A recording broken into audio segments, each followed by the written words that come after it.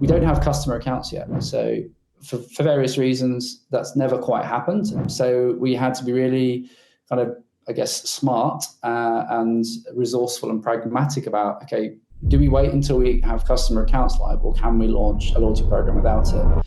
And we went for the latter. We got live as quickly as we could to start learning. And we made the choice to park some of the ideas and features we had in order to be live and learn and build, rather than sit there and wait. So we've now got 85,000 members and we're growing fast. We're really happy with that. That's what we were aiming for. Our average transaction value is 31% higher with Travelex Plus. It's delivering high value in that first transaction. And then we've doubled the reload rate for new card holders who sign up with Plus. One thing I'm keen to do is to explore reward partnerships at some point in the future. Being able to work with reward partners would be great. I think there's lots of scope to do some really genuinely valuable partnerships for our customers. So how do we tie rewards, whatever they may be, to someone's pre-trip, in-trip and post-trip journey? Just learn, right? Find ways to learn, understand what does and doesn't work for loyalty, get that grounding in place so that you're making informed decisions. Do your homework, basically, and understand the levers you've got, because then you'll be more successful. Without it, we don't have a digital relationship. Customers just become transactions again. This show is brought to you by Comark, the global loyalty partner trusted by enterprise brands in over 50 countries. With more than 30 years of experience and 290 million loyalty members on board, Comark knows what it takes to build real connections that last. Their AI-powered tools turn data into action and customers into superfans. From fraud-proof platforms to personalized journeys, Comark helps you boost engagement, grow revenue, and make loyalty your competitive edge. Want to see how they do it? Head over to comark.com and discover loyalty that actually works. Hello and welcome to Let's Talk Loyalty and Loyalty TV, a show for loyalty marketing professionals. I'm Paula Thomas, the founder and CEO of Let's Talk Loyalty and Loyalty TV, where we feature insightful conversations with loyalty professionals from the world's leading brands.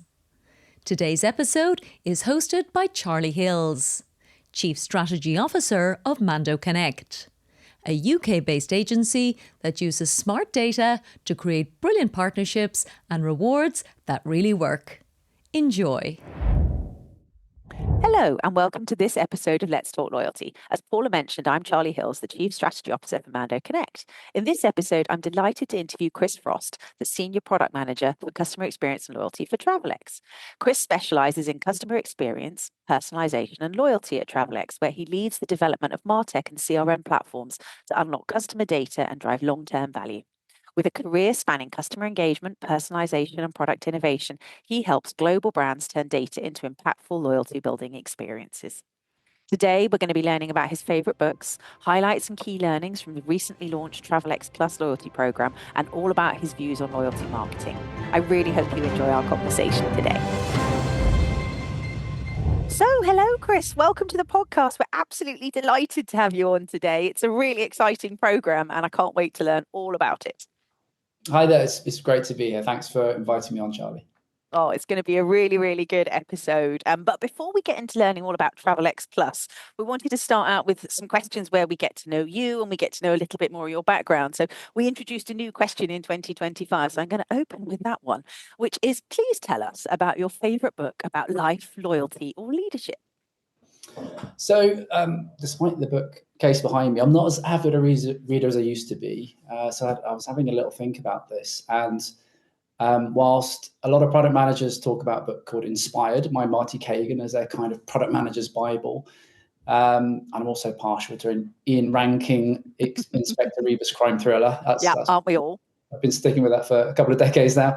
The book I wanted to mention was one called Radical Focus. So I've got it right here. So I read this a little while ago, and it's by an author called Christina Wodka, and I found it really powerful. So is quite short, which is helpful to get through that quickly. And it's written as a business fable.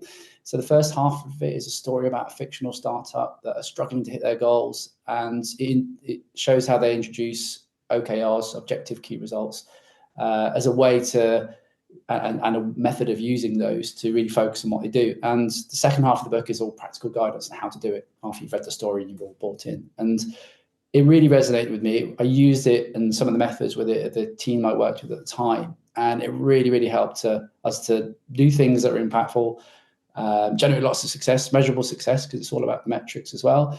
And also help prioritize, stop doing those things that aren't contributing to your OKRs. So yeah, that's a great book. And I now follow Christina's work quite closely and get her emails and things like that.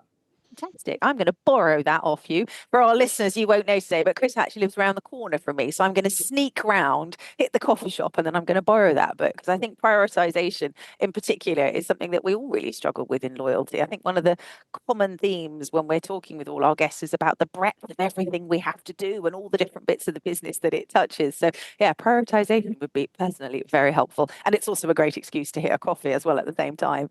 That brings us on quite nicely to kind of loyalty and loyalty programs. And I know actually you bring a unique perspective to this, actually coming at it from a product management point of view, which I'm really keen to sort of share with our listeners. What are your favorite loyalty program or programs? Which ones do you like and why? So I think a simple thing for me is that I love a program where I get rewarded regularly in quite tangible ways. So my regular free pasta pot from Coco de Mama is a good one. So Nice. it's just, I buy stuff, I get free pasta. What could make you happier, right? But the one I admire the most and I use the most personally is the Vitality program. So we have Vitality as a benefit at work, the medical insurance, for those who aren't aware of it. And with Vitality, there's lots of ways. The more active you are, the more you do things that are good for you, and that could be wellness stuff like headspace and mindfulness, or it could be physical exercise, or it could be walking. And there's lots of ways to measure that, your Apple Watch or whatever. You get rewarded with stuff like treats, such as this morning's coffee at Nero's, or if you are really active, you could get an Apple Watch where they pay most of the cost of that for you. I just think it's brilliant. I've used it on and off when I've worked at companies that had Vitality. So I did get an Apple Watch years ago. Yep. I've had a lot of coffee. I get a discount on my Waitrose. I'm sounding very middle class now, I know.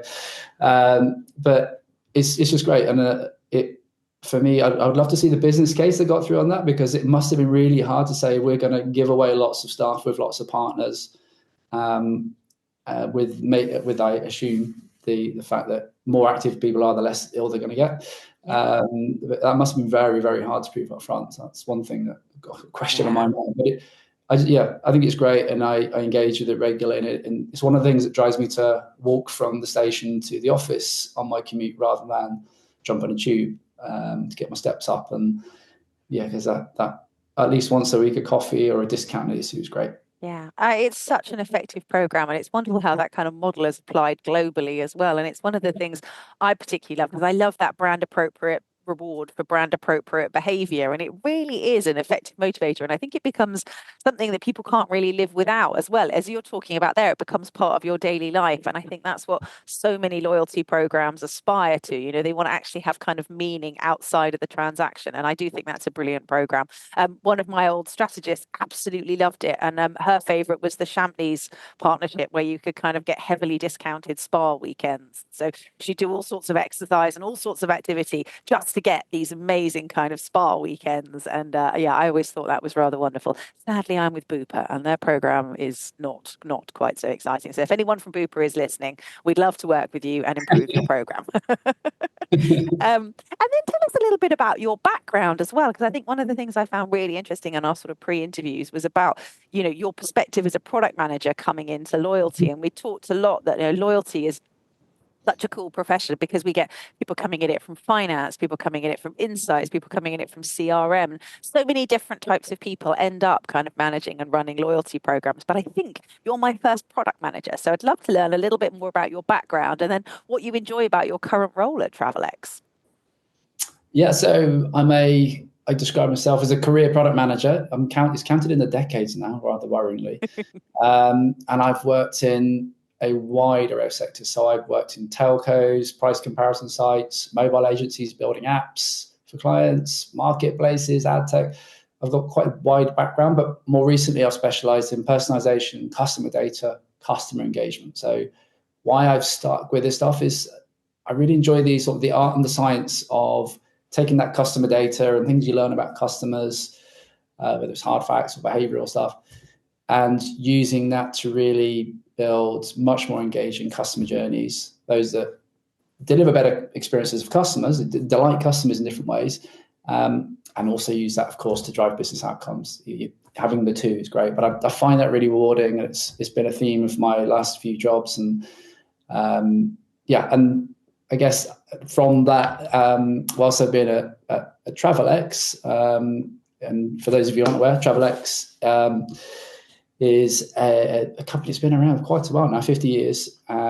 We simplify our customers' access to international travel money. That could be cash in your pocket, a prepaid travel money debit card, and you can order that online, pick it up at the airport. We're available in 20 countries around the world. So we've got a big company that's been doing this for a while.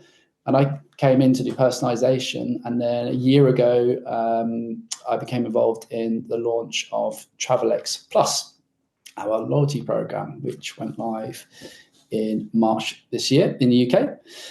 And I'm a relative newbie to loyalty. I come in with a product manager's head rather than maybe someone from a more marketing background or commercial background, although clearly I work closely with both of those realms throughout my career. It was a bit of a hard start of going, okay, well, this is a new thing to learn. I love learning new things. One thing that was absolutely invaluable to me was I was invited onto a fantastic loyalty seminar run by Phil Shelper last year, which is how we initially met, of course. Yes, absolutely. I have the privilege of teaching for Phil, for those of you that don't know, the British loyalty landscape and the kind of partnerships and rewards piece. Yeah, the whole course, and especially Charlie, were excellent. And myself and my colleague Harriet came away loyalty experts in a day. And it was very intense. We learned a huge amount. We walked over with a very big book about loyalty, which was fantastic too. And we also got to mix with other people who are either more experienced in running loyalty programs and trying to get a refresh and reassess what they're doing, or people considering it mid-launch like us who are thinking, okay, well, we really need to learn some of the basics. It was really interesting. As a product manager, it's quite relatable because you're trying to balance that. How do we deliver value for customers and deliver value for the business? You kind of trying to find that right balance and do it in a cost-effective way, do it in a meaningful way. And as something I talk about a lot as a product manager, I'm what I would describe as a lean product manager. I always want to be doing the minimum we need to do to get the results we need. So that can be exceedingly delighting the customer in a way that's great for them, but not building 10 features that they don't want. Trying to achieve our outcomes without overdoing it or doing things that are less valuable. And with loyalty, I see there's a lot of opportunity, a lot of exciting things you can do, whether it's point schemes and tiers and all those exciting things. But they get quite complex to do from a technical point of view, which is where maybe I come from more. So as a lean product manager, I'm thinking, okay, well, how do we get where we need to go without necessarily committing to lots more investment, lots more time before we get live? How do we learn as we go as well? So how soon can we launch in order to learn to then build the things that customers really want and test them in light ways too? Yeah. Well, I think that's one of the nice things about loyalty programs as well. It's quite common to launch a sort of MVP and then build and extend it over time. And again, a common theme with our guests has been one of the biggest challenges you can face is when you actually need to remove a benefit or a feature from a loyalty program. So it's lovely to talk to somebody who's at the beginning of that journey. That brings us on quite nicely to talk about Travelex Plus, actually. Can you give our listeners an overview of what the program is, how it works? You've obviously mentioned that it's just in the UK for now. So if any of our international listeners are going to hop down to their nearest Travelex and check it out, you won't be able to see it, but our UK audience will. Absolutely. So it's our exclusive new customer loyalty program. It offers the best exchange rates and deals to our customers. So we're travel money, the core thing customers are often looking for is a mixture of convenience, the best possible rate, and combinations of those. It's free to opt in, so it's not a subscription or anything. Yep. And we reward members with discounts. And the key thing here is in exchange for receiving our comms and updates. So behind the scenes, there's a strategy of getting to know our customers, building digital relationships, and offering value on that.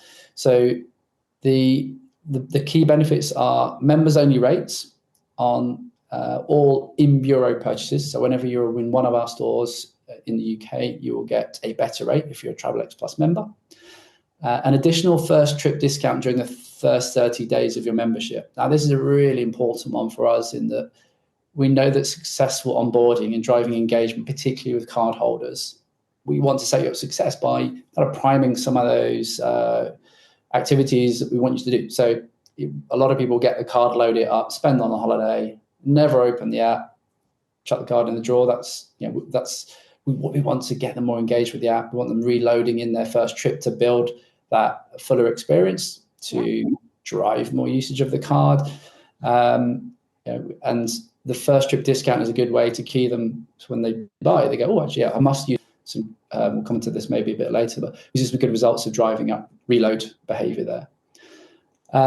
Also, there's members-only online rate sales. So throughout the year, we will run exchange rate sales, so better value on an exchange rate. We will do this throughout the year, but it's a good way of driving up a bit of activity outside of season. So we're quite seasonal, as you might imagine. There's big peaks at Easter, big peaks in summer.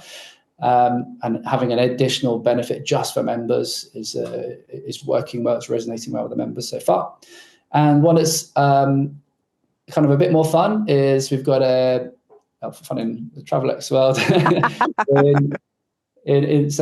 When a currency hits its best rate in 30 days, Travelex Plus members will be notified that we're going to freeze the price of that currency until 7 a.m. the next day.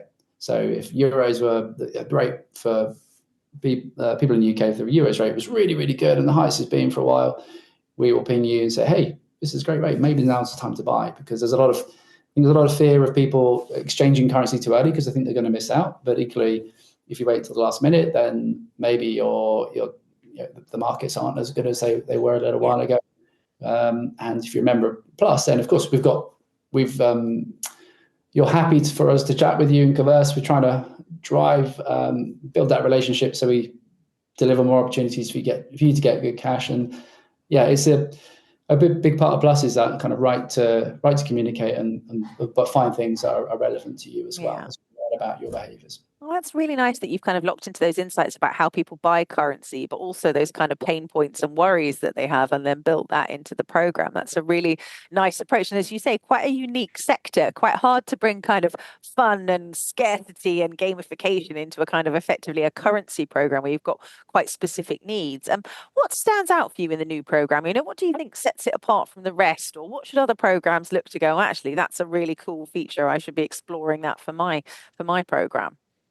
I think for us, it's about our direct competitive space. So it's a genuine innovation that none of our direct competitors have. The other pure play currency converters. So we are able to offer much more value to our customers over longer term because we have a longer term relationship. So now, if you're a Plus member, when you walk away from the bureau, you will then have access to these offers and more things to come in the future. So you're going to get better rates with us for the long term. And that's something that simply our direct competitors don't do.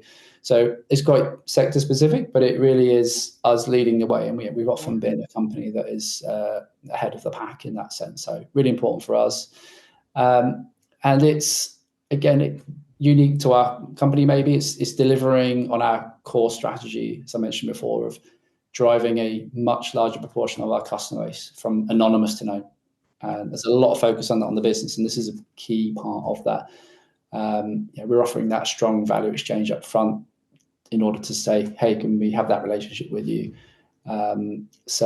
Maybe more unique to our circumstance.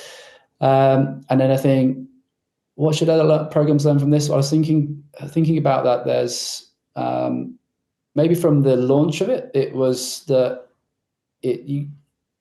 as I mentioned before about being lean, you need to, in my opinion at least, you need to try and drive value early and build from there, and not get distracted with all the bells and whistles or the things you could do. So we got live as quickly as we could to start learning, and we made the choice to park some of the ideas and features we had in order to be live and learn and build, rather than sit there and wait. So in what we would call waterfall delivery in the product management world, that's something you try to avoid, because the longer you wait, the more you find actually the market's moved. So your launch proposition you've been building may not be relevant by the time you get it live. You're not earning any value until it's live, and you may have some misunderstandings with your customers. There's always going to be some features that resonate better than others. So I would just encourage anyone who's not launched a program yet to get close to their customer and be super lean and ruthless about the features you launch with. Don't overcommit. As you mentioned earlier, if you have to take stuff away from a customer, even if they weren't using it, I'm sure they're going to get quite upset about it and complain quite vocally, and there's bad PR, bad presence. There's some great case studies in loyalty, which we won't go into today. But for those of you who were part of it, who are listening, I know you know what I'm talking about. If you start lean, then you're in a better position to innovate from a space of knowing your customers, rather than think they're going to want all the bells and whistles and find, well, for us, our customers are transacting with us once or twice a year typically. We want to just bridge that gap at the very least, have a great first experience, and give them something to come back in a year's time. And we need to know who they are and have permission to market to them to do that, and capture some data about how they're using our products. So that's a really nice way of thinking about it. And I think, again, lots of us have launched programs, and it's such a challenge. And I love that point about getting distracted with the bells and whistles. I think when you come at it from a creative point of view or a comms point of view, it's quite easy to then suddenly get wrapped up in a huge amount of complexity. So the sort of start small and build it over time is a really nice thought. I'm sure, however, even starting lean, there were some highs and lows. I can only imagine how challenging it is to launch a loyalty program in the financial services sector that you operate in, let alone thinking about, all the markets that you operate in. What have been some of the highs and lows of that journey that you're able to share? I'm sure there are some that are strictly for the pub. Definitely some of a pub chat. Highs, I'll focus there first. So launching on time, like we set a deadline which was just ahead of Easter. So important season for us, but it was still quite an ambitious deadline, and we achieved it. And that was a big win, and I was really happy around the business, because it's hard, and it's hard in any company. It's hard when you're doing new stuff. And we didn't have we're on a bit of a digital transformation and data transformation journey at the moment. So we didn't have everything lined up and ready to go and just switching something on. We were trying to do new stuff in quite hard ways. And we did it as a team, across all the departments. Everyone got on board. And that's great. And I love that. As a product manager, when that happens, that you hit your targets and everyone's pulled together, that's great. Great. Of course, seeing the impact we've had. So we've now got 85,000 members. I've been told I can say that. And we're growing fast. So we're really happy with that. That's what we were aiming for. Our average transaction value is 31% higher with Travelex Plus, which is fantastic. So it's delivering high value in that first transaction. And then we've doubled the reload rate for new card holders who sign up with Plus. So that 30-day activation and the onboarding, which is wraps around the customer a lot more and more reasons to come back. That's fantastic. That's better than expected. Our card sales penetration is higher with Plus as well, which is a huge thing for us, because that's a key part of driving the long-term relationships. And the opt-in rates, well, compared to a year prior to launching Plus and piloting it, our opt-in rates now are 20x higher in retail. We're really struggling with opt-in. And that's a lot of what kicked off this sort of, what could we do to give ourselves a good value exchange for our customers? Why should they sign up for marketing opt-ins was kind of where a lot of it started. And then evolved into, well, if we really say, if you are willing to commit to us, here's what we will give you. That's we continue. incredible, I think. And we're really seeing that as a trend across the industry, actually, that getting to know your audience has always been a primary driver for loyalty programs. But actually, that opt-in and that permission is now, I'm seeing in a lot of our client work, is actually kind of one of the primary drivers of the business case versus other channels. And loyalty programs are so much more effective because, as you say, there's the incentive to do it, isn't there? So that's Yeah, great to see those kind of uplifts. Wow. yeah, and I think as someone who's worked in and around marketing opt-ins for a while, it's much. I feel much better off offering something in return rather than Yeah. just, please can we send you emails? It's, well, yeah, we want to actually give you value, and we can. Yeah, we are doing, and it's a win-win. Yeah. We're driving up the value of a customer whilst giving them more back as well. It's great. Yeah, it's nice as well that you can talk about that value for the long term as well, because I think we're all quite used to seeing acquisition sort of deals, give us your data and get this one-off thing. But I suppose what's so lovely you're talking about there is it's continuous value for your members. So next time they travel and they need currency, there's actually still that added value equation in. So you really are building loyalty for the long term. Not to lower the tone, but what about some of the lows or perhaps some of the challenges that you I was faced? hoping you'd forget that part. Sorry. Um, as I mentioned before, we're a business that's going through digital and data transformations. We're a nearly 50-year-old company. We've got some legacy systems. Everyone's got legacy systems, and it's we're in a regulated sector too. So it's a bit more challenging to get things signed off. Yep. But probably the key things for us were we don't have customer accounts yet. So for various reasons, that's never quite happened. So we had to be really kind of, I guess, smart and resourceful and pragmatic about, okay, do we wait until we have customer accounts live, or can we launch a loyalty program without it? And we went for the latter, and we were confident that we could do a good job of this. And by using Iterable, our marketing orchestration customer engagement platform, in clever ways, and being resourceful in other ways, and leveraging our newish single customer view, we were able to deliver the benefits of Plus without needing a full customer sign-up experience. Without customer accounts, there are certain things we can't easily do. Yeah. But that was a bit of a kind of bump of how should we go ahead without it? Can we? But thankfully, we found a really good path through. So we ended up unlocking quite a bit of value from what's a light solution, but we know we want to invest more to go a bit further in the future. But that case has to validate itself as we go. Yeah. We also had some bumps along the road, blending the new approach to Plus signups and the promotions and the promotion codes and things like that with the constraints of our retail technology. So we had to go really fast, and there are certain things that weren't immediately easy to do. So we had to have made post-launch. We've made lots of changes and improvements that mean that we kept building those opt-in rates where they are now. So in particular, the last couple of months, we've seen really great progress, because as we've learned there's a segment of customers who we can't reach at the moment for various reasons, because there was some lock-in with some promotional codes. That's all fixed. And so a few bumps there, a few head-scratching moments as to why is that not working as we expected. Yeah. Lots of chats with our staff on the front line who have to make the magic happen in the moment.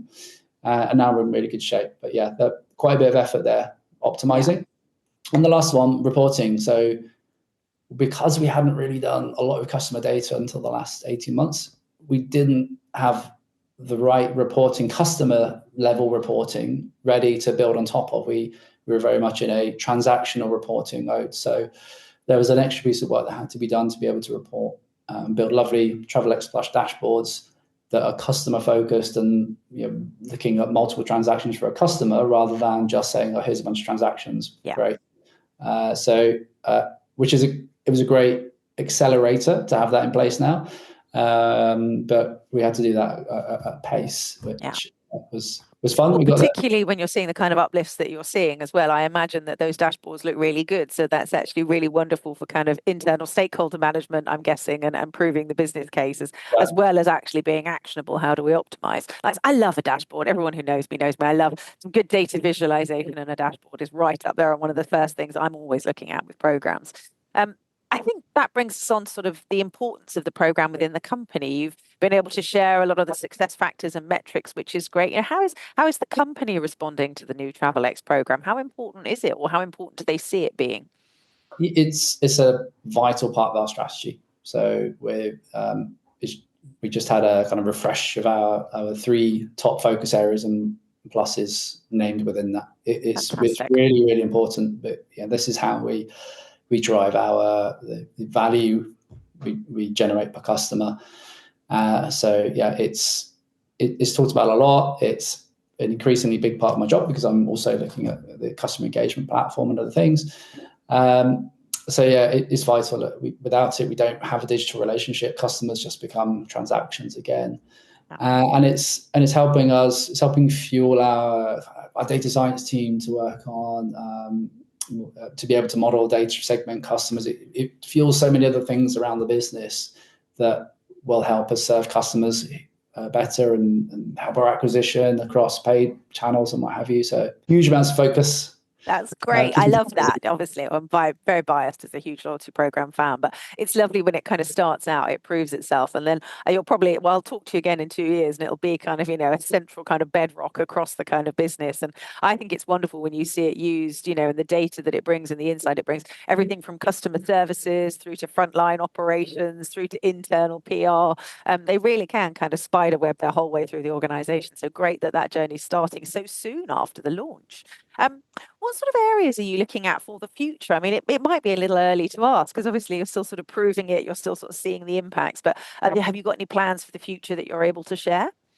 So launching in more countries, I won't say which ones, but definitely we've always intended on a geo rollout once we've nailed it in the first country, which is again a kind of lean producty thing of do it really well in one place, learn, perfect it, then roll it out. There will be I'm sure some regional differences because there are some differences that matter across our channels, but certainly I can't say when really, but not too long in not too distant future. We're live in more of our countries, and we'll keep rolling that out. And there will be different flavors locally though. The current iteration we called an MVP. You said that as well, minimum viable product. We have some exciting extra features and things we'd like to roll out, but I think some of that will fall in place with the customer account so that someone could log in and actually then manage the elements of their loyalty experience with us more directly. One thing I'm keen to do is to explore reward partnerships at some point in the future.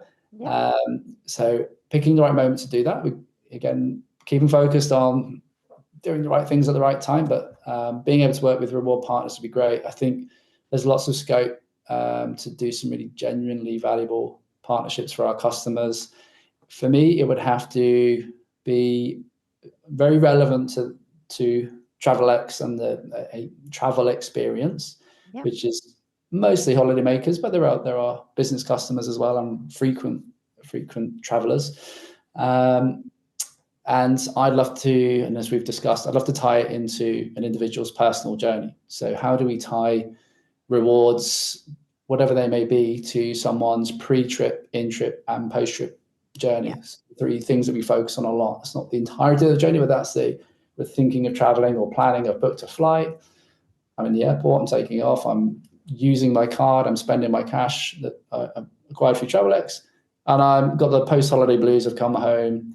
I've got some balance on my card. What can we do with that? You've shared some great ideas for that, how we could use it. I think there's a lot we could do, but it has to be, I'm cautious about us not having partnerships that aren't truly valuable as well. It has to be. It's so important. You've got to invest to get it right. You've got to understand who the brand partners are that your audience love, what rewards are actually going to engage, and then what's going to add value to that experience and kind of in a unique and differentiating way. So yeah, we could talk about that for ages.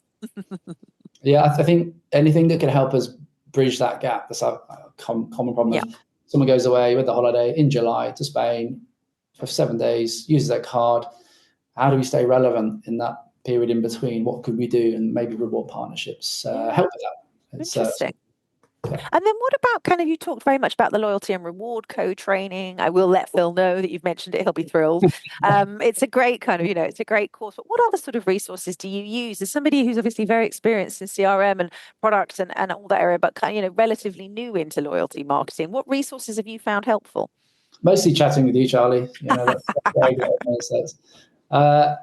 So there's a few people I follow on LinkedIn.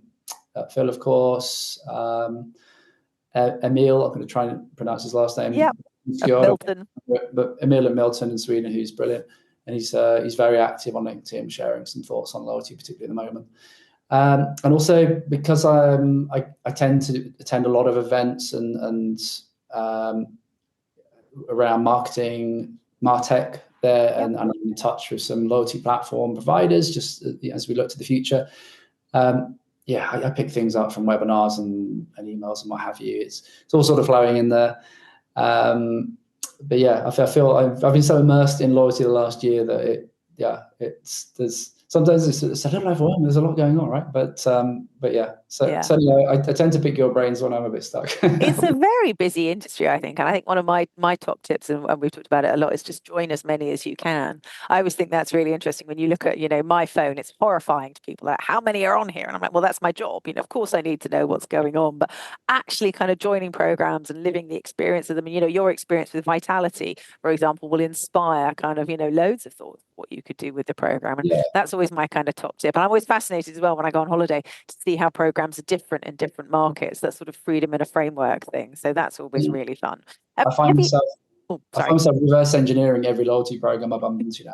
And one thing I caught last night was an advert from Sainsbury's for their very personalised loyalty program, where the name of Sainsbury's as they arrived seemed to change in the background to Davebury or whatever it was. And, I was thinking about, okay, how does that work? How could you do that? That's kind of exciting. So yeah, there's some really lovely stuff happening in personalisation at the moment. I think the way a lot of programs are using that concept that Spotify started so brilliantly, the kind of Spotify Wrapped, what's your activity been? Where do you sit versus others? And bringing that kind of social and community element into the program is definitely one of the things I'm having a look at. We were I was at a conference earlier in the year, and one of the hot topics everyone was talking about was Duolingo and the streaks. And actually how we kind of, can be inspired by things within loyalty, but also, slightly on the edges of loyalty, and think about that as kind of actually how would you bring that thinking into a loyalty program. So that's definitely ones I've got my eye on at the moment. In line with that, have you seen any kind of cool new ideas or innovations, or is there anything you're particularly proud of that you've done or admire that you'd like to share? I think, it's hard not to talk about the kind of obvious AI revolution that's going on at the moment, and think about how that might change things and see how that's changing things. So in different ways, it's going to make it much easier to more significantly personalize customers' journeys and the offers that individuals receive. So there's lots of tech out there, lot probably still to be proven. We have some challenges, as I mentioned, as a regulated business. You have to be, you can't, there's some limits about how personal an offer can be. But parking that aside for the moment, there's the ability to scale what you do, scale content creation, scale sort of micro targeting, also the ability to look at all the data you've got and auto magically, I love that word, sift through the data to find the signal and the noise. Sometimes you don't know what question to ask, but with a lot of the capabilities out there and get data scientists and all those things, a lot of stuff that was hard to do 5 years ago is kind of bread and butter to free up your best minds to go beyond that. And also I think AI can be a game changer and kind of level the playing field for the smaller, leaner companies. And I speak as someone who works for one of them. For those who don't have armies of data scientists or huge marketing teams and 20 people working in CRM, whatever it may be, any opportunity to kind of hand off some of the more manual tasks or scale up your capabilities means you can compete with the bigger companies, and that in itself is great. I do think fortune favors the brave, though. Companies really have to embrace the opportunity here and try stuff out. Keep clear outcomes in mind, not just do fun stuff necessarily. Yeah. But it does mean chucking a little bit of resource and budget at this, at the expense of maybe some of the day-to-day things you do now. You have to create a bit of space for innovation and be prepared to fail. Not everything's going to work. It needs that focus and investment, and not just assume that we're a company that does things in certain ways. This isn't for us. We'll wait and see. Well, actually, you might miss out. You may miss out your chance to overtake your competition if you don't jump into it quickly. I think that's very much the mentality we've been taking as well, actually, in our work. It's sort of, we have almost an experimentation mindset that actually we kind of, ring fence resource for learning and experimenting with it now. One of my favorite ones we've done, we're quite lucky as a WPP company. We've got WPP Open, which is a kind of custom built AI marketing operating system. And one of my favorite experiments recently we've been doing is we've been building AI personas and AI based focus groups, and then actually using them to test concepts in a completely secure environment. And when I think about how quickly we can do it and the quality and depth and breadth of the responses you can get back versus the investment we previously had to make in terms of, focus group testing, obviously it's not quite there yet, but it will be soon. And I think that for us has been really interesting, actually, in terms of getting to know kind of customers and actually test things out. And, I wouldn't have even imagined that that was possible 3 years ago. If someone had told me that that was going to happen, I would have no idea. So I think those are the things that are so exciting and interesting in it, as well as, how we can then play it back to customers and personalize and, down to sort of segments of one. I think it's really exciting. Everyone's looking at it now. All the conferences, all the webinars are all about what can we do with AI. And then I always think it's lovely, the tension between people's personal and professional experience as well, because professionally everyone's doing very kind of clever experiments, and then personally people are a bit like, well, I use ChatGPT to help me book my holiday. And there's so much more out there. So yeah, it's a really exciting area. So as we round out, is there anything else you'd like to share with our listeners? And I think a key question we'll also have is people might want to reach out with additional questions. So how can people find you, Chris? What's the best way? Best way is probably LinkedIn or Weybridge Cafe Nero when I get my free coffee. The only thing for me really is to share some of my thoughts on, particularly maybe for the newbies there who are new to loyalty or their company's approaching loyalty the first time, is kind of just learn, right? Find ways to learn that understands what does and doesn't work for loyalty. Get that grounding in place so that you're making informed decisions. And whilst it's good to learn from other programs, we don't necessarily know some of the sort of the hidden traps, the things that you can do that might cost a lot of money later on. You really don't want to have a program that launches and you have to pull back. So engage the expert and look into workshops, things like that to help you. I'm sure Charlie is there to help too.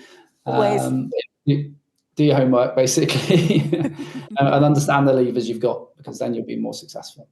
Oh, great. That's a really nice way to round out on, and I'm 20 years in and I'm still learning all the time. I think it's such an exciting industry, and it's brilliant now as well, because the benefits and the sorts of KPIs that you shared we are seeing that across loyalty, marketing as a whole. We are seeing engagement, appeal, membership kind of really ramping up. So it's brilliant that it's working so well for you. I'm delighted. And I also can't wait to see as it, rolls out, new features appear.